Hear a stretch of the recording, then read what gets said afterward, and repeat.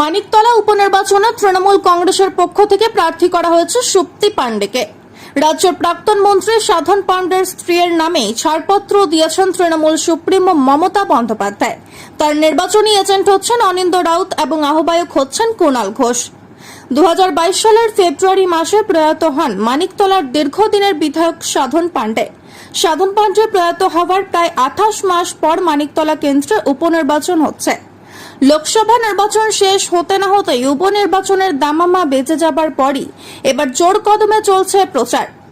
রবিবার সকালে মানিকতলা বাজার সংলগ্ন বিডন স্ট্রিট থেকে তৃণমূল কংগ্রেসের প্রাক্তন সাংসদ কুণাল ঘোষ প্রচার শুরু করেন মানিকতলা বিধানসভার উপনির্বাচনের প্রার্থী সুপ্তি পাণ্ডের সমর্থনে। 8টি ওয়ার্ড ঘুরে সকাল সকাল মিছিল করলেন তিনি।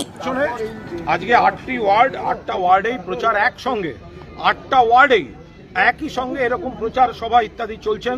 কাউন্সিলররা রয়েছেন, সাংগঠনিক এবং শাখা সংগঠন, গণসংগঠনের নাগরিকরা রয়েছেন। প্রচার চলছে। দিল্লিতে বিজেপি ধাক্কা খেয়েছে, রাজ্যে বিজেপি মুছে গেছে, ওরা ঝগড়া ঝাঁটি সব চলছে, মানুষ বিরক্ত। পরিষ্কার যেটার কথা হচ্ছে, এই বাই ইলেকশনটা এটা তো সরকারের নির্ণায়ক নয়। মমতাদি মুখ্যমন্ত্রী থাকবেন, তৃণমূলই ক্ষমতায় থাকবে। এখানে তৃণমূলের বিধায়ক ছিলেন সাধন পাণ্ডে, এত কাজ করেছেন, ওরা মামলা করে আটকা রেখেছিল, মামলা থেকে পালিয়ে গেছে।